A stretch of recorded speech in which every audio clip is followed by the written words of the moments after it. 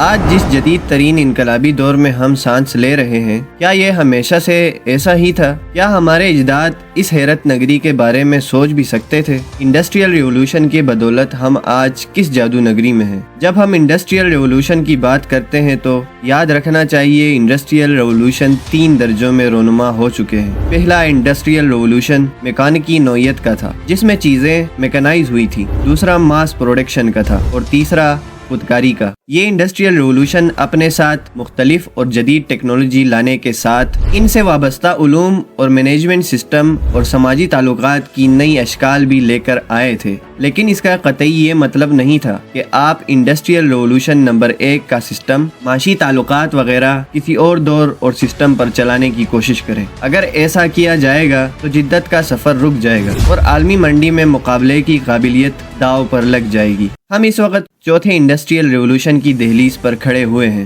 اس انقلاب کی نشانیوں میں ہائی ٹیک اسٹریٹجی، جس میں جدت کو فروغ دینے کے لیے پبلک پالیسی میں ایسی انویسٹمنٹ، تعلیم کا ماڈل اور ٹیکنالوجی کو فروغ دیا جاتا ہے جن سے ٹیکنالوجی میں جدت آئے۔ انٹرنیٹ آف تھنگس، عالمگیریت، آرٹیفیشل انٹیلیجنس، خودکاری، super computing, quantum computing, intelligent robot, خودکار گاڑیاں، نیورو ٹیکنالوجیکل جینیاتی ایڈیٹنگ وغیرہ شامل ہوں گے۔ ان میں سے کچھ چیزیں اس وقت یا تو عام ہو چکی ہیں یا ہونے جا رہی ہیں۔ ڈرون ٹیکنالوجی یا خودکار گاڑیاں اس کی ایک مثال ہے۔